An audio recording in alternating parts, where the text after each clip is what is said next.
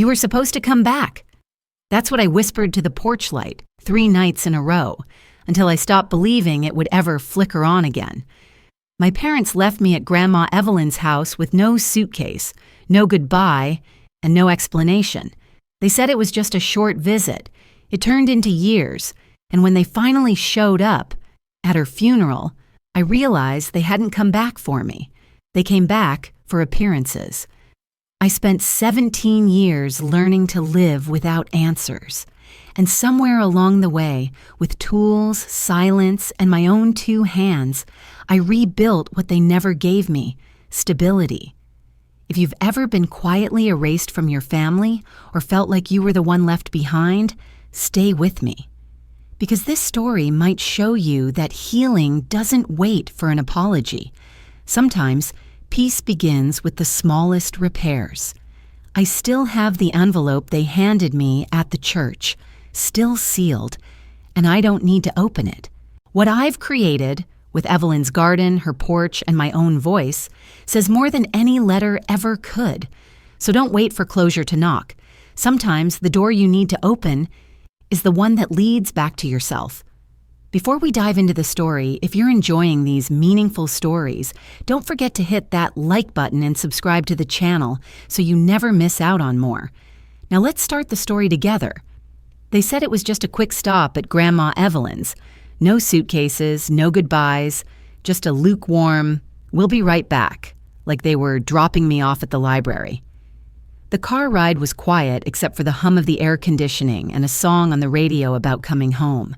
I remember thinking how peaceful it sounded, how warm the voice was. I didn't realize it would be the last song I'd hear with both of them in the car. I was in the back seat, legs sticking to the faux leather. My tablet was clutched in both hands like a flotation device. I didn't have shoes for running, only sandals. My hoodie was tied around my waist. I thought we were on the way to the mountains. Julia glanced at me in the mirror. She didn't smile. "We'll be back soon," she said, just once, before unbuckling and stepping out. Dad, Mark, didn't say anything. He left the engine running. The front porch of Grandma Evelyn's house smelled faintly of pine cleaner and something sweet, maybe canned peaches left open too long. Evelyn came to the door with her house slippers on and a glass of iced tea in hand.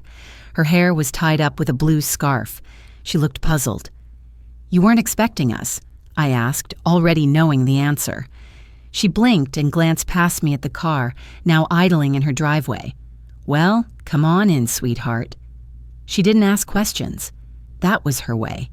Kind, quiet, like a song that only played in the background. They didn't come inside. Julia gave a half-hearted wave, then turned. The red tail lights curved down the road and vanished before I made it up the porch steps. I didn't cry. That night, Evelyn made chicken salad with too many grapes, and I picked at it until the mayonnaise turned warm. She set me up in the guest corner of her sewing room, a twin mattress tucked between shelves of thread, old buttons, and a stack of magazines from 2003. The quilt smelled of mint and lavender, like something from long ago. She tucked me in and glanced at the table by the bed. "No toothbrush?" she asked gently. I shook my head. She didn't comment, just pressed her palm against my forehead for a second, then stood. The ceiling fan whirred above, cutting the silence into slices. When the light clicked off, Evelyn sat at the edge of the bed for a moment longer. "They'll be back any day now," she said, and even though her voice was soft, her eyes were turned away from mine. I didn't answer. I just watched the ceiling and listened to the fan spin. It would be 3 years before I saw either of them again. At school, I told people my parents were in California for work. I said it casually, like it was normal, like everyone's mom and dad occasionally disappeared for months at a time. California sounded believable enough, far enough to avoid specifics, sunny enough to explain the absence with a smile. 6th grade started with a new pair of jeans, a binder that squeaked when I opened it, and a lunchbox from Walgreens with cartoon puppies chasing bones. Grandma Evelyn said it was the last one left. She wrote E. Hastings on the inside in permanent marker. Her handwriting was tight and upright, like she was afraid of making a mistake. At lunch, I made sure to eat fast, before anyone could flip it over and read the name. Zoe Fletcher sat across from me most days. She was chatty, not mean, just the kind of girl who asked questions without realizing some shouldn't be answered. One Monday, while unwrapping her fruit leather, she said, "You want to come over sometime? My mom could drop us off at the arcade." I pretended to check my non-existent schedule. "I've got piano that day," I replied, even though the only piano in Grandma Evelyn's house was a dusty keyboard in the closet. "Oh," she said, chewing. "Do your parents call a lot?" I stared at the hard-boiled egg in my lunchbox, rubbery and slightly gray at the edges. "Yeah, almost every night," I said, careful not to meet her eyes. After school, I'd walk home past the same broken mailbox and up the steps that still smelled like pine cleaner. Inside, the scent was different. Carpet cleaner and stewed beans, and the low hum of public radio in the background. Grandma Evelyn always greeted me with a warm dish towel in hand and something simmering on the stove. She never pushed. One evening, she came home from Walgreens and handed me a little notebook. "For writing or doodling," she said. "Whatever feels good." I used it to start a list. Things we'll do when they get back. I wrote about going to the beach, renting a cabin, watching movies on Fridays again. I even drew a picture of Dad grilling burgers. It looked ridiculous, but I kept it under my mattress like a secret spell. Then one night, walking past the kitchen for a glass of water, I heard Evelyn on the phone. Her voice was low but clear. "She's your kid, Julia," she said, and then silence. No raised voice, just a tired weight in her words, like someone trying to carry too many bags alone. I didn't say anything. I just stood there with the glass in my hand, heart quietly stinging. The next afternoon, I went behind the garage where we kept the compost bin. I took out the list, read it one last time, and set it on fire with a match from Evelyn's emergency drawer. It caught fast, curling inward like it had been waiting to let go. Ash blew toward the fence line. I watched until there was nothing left but a darkened patch of grass and the smell of something scorched. Zoe's birthday party was in her backyard, all glitter and laughter. Strings of paper lanterns swayed above the picnic tables, and the air smelled like damp leaves, frosting, and a little smoke from the citronella candles. Evelyn dropped me off at 3, said she had errands, and promised she'd be back by 6. It felt like it could be a good day. Zoe wore a unicorn headband and insisted I try the strawberry lemonade twice. We played beanbag toss, took photos with silly hats, and danced to pop songs that blared too loud from a Bluetooth speaker. For a while, I forgot to keep checking the time. Then the sun started dipping behind the trees. Parents arrived with open trunks and warm coats. One by one, kids packed up their treat bags and headed home. The cupcake table was mostly crumbs. Zoe's mom began stacking chairs, her polite smile stiffening as she realized someone hadn't shown. I sat on the porch swing with my jacket zipped high. "They're probably just stuck in traffic," I said to no one in particular. Zoe came out with her hair damp from the slip and slide. "Do you want me to call my mom?" I shook my head. "It's fine. I think they're close." But I knew. I knew the way you know when your name isn't on the roll call or when nobody saves you a seat. Finally, Zoe's mom walked out holding her phone. "Sweetheart, I talked to your grandmother. She's on her way." Evelyn showed up 20 minutes later, driving her old silver Civic. She didn't apologize, just said, "I thought it was 7. I nodded, slid into the front seat, and buckled up without a word. "I'm sorry about the mix-up," I said softly, even though it wasn't my mistake to own. At home, the house was warm and dim. Evelyn reheated leftover spaghetti, while Jeopardy reruns buzzed from the living room. I didn't tell her how it felt. Being the last one on the swing, pretending not to notice everyone else leaving, I just ate the spaghetti and let the questions on the TV fill the room.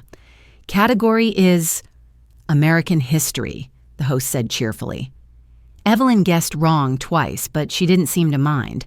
That night, I folded my jacket neatly over the arm of the chair. I didn't cry. I just let the quiet settle. The next morning at school, someone asked when my birthday was. I said it passed already. They nodded and moved on. I didn't correct them. Not out of anger, just because no one else would remember. By 17, I'd stopped waiting for the crunch of tires on gravel or the familiar jingle of my dad's keychain. The questions that once kept me up at night had turned quiet. I didn't ask anymore. I just fixed things. The house creaked more in winter. Cold air slipped through the window edges like it had permission. The porch light blinked every other night. I kept a notebook under my bed titled Small Fixes. Every task got a date, a cost, and a quiet check mark once it was done. I taught myself to repair the faucet using a grainy YouTube tutorial with bad audio. When Evelyn's oven handle loosened, I found the right screwdriver in a drawer full of mismatched tools. No one told me to. No one noticed. But each fix made the house breathe easier. And maybe, so did I. Parent-teacher night was quieter than I thought it would be. I walked the halls alone. Mrs. Ryland, my English teacher, told me my essay made her cry, in a good way. Mr. O'Brien said, "You've got grit." I smiled, nodded, and walked home under sagging Christmas lights that blinked against the night. Grandma was slipping, just a little. She called me Julia once while I stirred the stew, her voice trailing like a skipped vinyl. She stared at the TV but didn't react when the volume went mute. Once she left the stove burner on and wandered to the porch. I didn't correct her. I just adjusted. That's what you do when people fade slowly. The envelope still came, tan with my name in neat block letters, $20 bills folded inside, always signed, "We love you, stay warm." I stopped opening them. I stacked them like coupons I'd never use. One morning, I found Evelyn asleep in her armchair. Her glasses sat crooked on her face. In her lap was a faded photo. Me, a toddler in a red sweater between my parents, all three of us smiling like nothing could touch us. I knelt beside her. I didn't say her name. I didn't ask if she remembered. "They're not lost," I whispered, brushing a thread from her sleeve. "They're just not looking." The lamp buzzed slightly as I turned it off. The room fell into soft, complete dark. They walked in just before the first hymn, hair grayer, clothes crisper, but posture unchanged. Mark in a navy blazer, Julia with a string of pearls she used to wear to PTA meetings. They didn't look around for me. They didn't need to. The performance wasn't for me. It never had been. The church smelled like lemon oil and hymnals worn soft by decades of hands. Rain pattered against the stained glass windows, and I could hear someone coughing in the back pews. I had picked the photo we used for the program, Evelyn in her garden, sun hat askew, holding a tomato like it was a newborn. Simple, honest, just like she was. I didn't cry during the service. I read the poem I'd written, helped Aunt Diane arrange the punch table, nodded when neighbors said, "She was a good woman." I said thank you. I meant it. After the final hymn, people shifted toward the reception hall, whispering about lemon bars and decaf coffee. I stayed seated in the fourth pew, fingers wrapped around the damp edge of the program. That's when Julia approached. She moved slowly like she was unsure if the carpet would support her weight. "You've grown into such a strong woman," she said, reaching out like I was still 11, like no time had passed. I stepped back. Mark stood behind her, nodding as if to say, "We're here now, and that's what matters." "It's been a long road," he said, "but seeing you here, it's good." I looked at them both, their shoes still wet from the rain, their hands empty except for a small white envelope Julia held like it might break. "You didn't show up for anything that mattered," I said. My voice wasn't angry. It was precise. Julia blinked, her mouth parting. She extended the envelope. "It's just a note. You don't have to read it." I didn't take it. Not right away. I let her hand linger there. Finally, I reached out, slipped the card into my coat pocket without looking at it. Mark cleared his throat. "We always thought about you. We just didn't know how to—" I turned my eyes toward the stained glass. A beam of soft, filtered light fell across the empty pew beside me. "I don't need you to explain," I said. "I don't need anything." They looked older than I remembered, smaller even. Not scary, not powerful, just people. ghosts who wore suits and thought they still knew the order of things. I walked past them, down the aisle where I'd once held Evelyn's hand as a child. Outside, the drizzle hadn't let up. My boots sank slightly into the soft gravel as I crossed the parking lot. The sympathy card remained unopened in my pocket. I didn't throw it away, but I didn't unfold it either. Some things don't need to be read to be understood. Forgiveness never knocked on my door, so I stopped checking the lock. The house was quiet, the kind of quiet that doesn't echo with what used to be, but with what's finally become mine. The front porch no longer groaned under the weight of old secrets. The railing, freshly painted, stood straight and sure.